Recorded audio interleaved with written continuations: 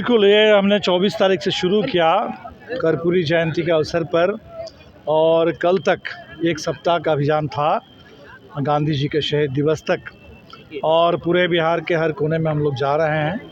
लोकतंत्र बचाओ, संविधान बचाओ और इसके लिए भारतीय जनता पार्टी को सत्ता से बेदखल करो, ये संदेश लेकर के हम जा रहे हैं। इसी बीच में जो नीतीश जी ने फिर एक बार बिहार के साथ कर्पूरी जी की विरासत के साथ एक विश्वासघात किया और फिर भारतीय जनता पार्टी की साजिश के शिकार हुए, तो हमने देखा कि लोगों में इसको लेकर के काफ़ी गुस्सा है। और हमें लगता है कि बिहार से जो उम्मीद थी लोगों की, वो उम्मीद आज भी है पूरे देश में कि विपक्षी एकता जिसकी शुरुआत बिहार से हुई थी, वो एकता बरकरार रहेगी। भले नीतीश जी ने फिर एक बार पाला बदल लिया है, लेकिन बिहार में इंडिया गठबंधन है, पूरे देश में है और रहेगा। कल पूर्णिया की सभा में हम जाएंगे और पूरे बिहार में विपक्षी एकता को हम लोग चुनाव में मजबूत करेंगे।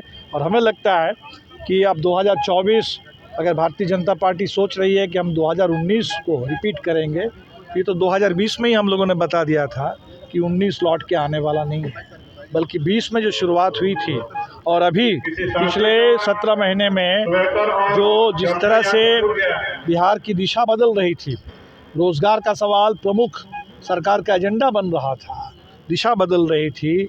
और हमें लगता है कि इस दिशा को भटकने के लिए, पूरे बिहार को फिर एक बार दिग्भ्रमित करने के लिए ये साजिश हुई। लेकिन हम लोग उसी एजेंडे पर काम करेंगे, रोज़गार के सवाल पर, भूमि सुधार के लिए, बटाईदारों के पंजीकरण सुरक्षा के लिए, खेती के लिए और पूरे बिहार के अंदर रोज़गार गारंटी के लिए महिलाओं का गांधी लोहिया और कर्पूरी के जो अनुयायी थे वो रास्ता भटक गए। अनुयायी जो थे, अगर रास्ता भटक जाए, वो सारे लोग भटके हैं, हम ऐसा नहीं बिल्कुल बोल रहे हैं, लेकिन जो धोखा कर रहे हैं तो लोग तो पहचान रहे हैं।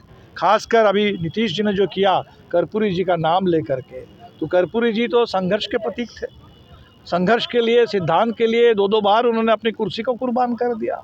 और कोई अगर नेता कुर्सी से ही चिपके रहे और कुर्सी के खातिर सिद्धांत को और संघर्ष को बार बार कुर्बान कर दे, तो उनके लिए तो मैं लगता कि शोभा नहीं देता कि कर्पूरी का नाम लेकर के कोई बात करें। नीतीश जी ने कहा कि महागठबंधन से हमारी बन नहीं रही थी, इसलिए हमने उनको छोड़ा। तो क्या बन नहीं रही थी तो बताना चाहिए ना उनको, क्या दिक्कत उनको हो रही है। एक बार फिर से उन्होंने प्रतिक्रिया दी है कि आप इधर उधर जाने की बात हो रही है। क्या लगता है कि लोकसभा चुनाव को देख करके वो पलटे हैं और विधानसभा में फिर वापस आ जाएंगे?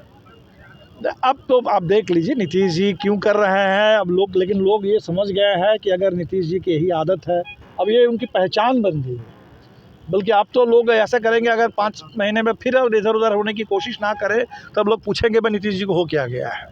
तो नीतीश जी एक ऐसे नेता बन गए हैं, पूरे देश में एक मजाक बनते जा रहा है कि इस तरीके की राजनीति। तो लोग तो अब ये कह रहे हैं कि जो लोग कह रहे थे कि भाई राम को लाए हैं, वो तो 48 में नाथूराम को लाए थे और आज 24 में पलटू राम को लेकर के चल रहे हैं। तो नीतीश जी ने तो पूरा देश के राजनीतिक विमर्श बदल दिया है। और मुझे लगता है कि पूरे देश में लोग इस बात को अब संकल्प ले रहे हैं, ये जो अवसरवाद का नंगा नाच है, इसको बर्दाश्त नहीं किया जा सकता है। आपको क्या लगता है कि देश साल के शुरुआती दिनों में जो बातें चल रही थी नीतीश कुमार को कन्वीनर तो उस बात से खपा तो नहीं थे? आप बताइए, लोग तो ये कहेंगे कि भाई अगर कन्वीनर बनाते, तो उन्होंने तो बल्कि साबित किया कि उनको कन्वीनर बनाना बहुत बड़ा जोखिम वाला काम था। तो नीतीश जी कोई अगर कन्वीनर बनना चाहते हैं, वो तो बार बार यही कहते थे कि मुझे तो कुछ नहीं चाहिए।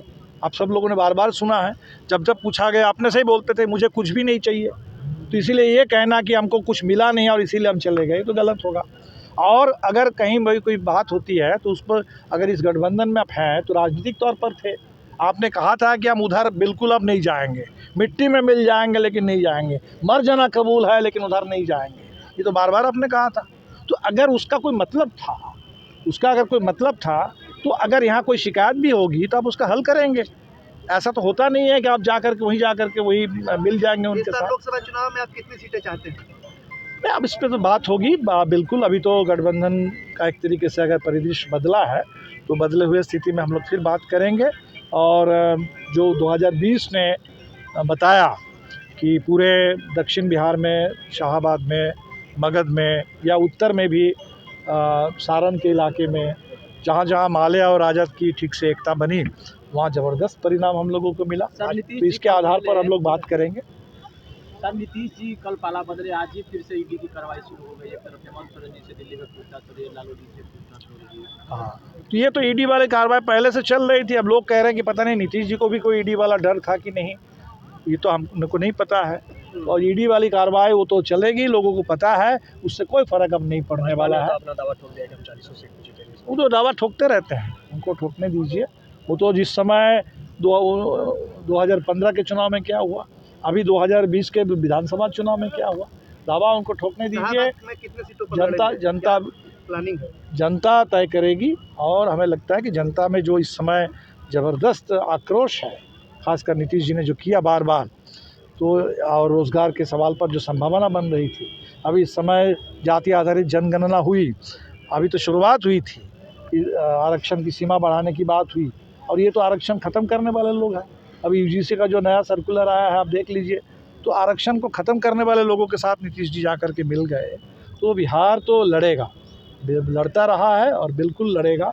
और हमें नहीं लगता है कि इस चुनाव में बिहार से भारतीय जनता पार्टी को कोई फ़ायदा मिलने वाला। इलाहाबाद में कितनी सीटें? अब आप देख लेते हैं, सीटों की बात तो हम लोग कर लेंगे। अभी तो बस सरकार बदल गई, तो फिर से थोड़ा सा एक बात करनी हुई। सीटें बढ़ेंगी तो आप लोग को भी सीटें? नहीं, ठीक है, अभी तो चुनाव आने दीजिए, चुनाव तो लड़ेंगे। और हमें लगता है कि पूरे देश में, बिहार में खासतौर पर बिहार से लोगों की उम्मीद है।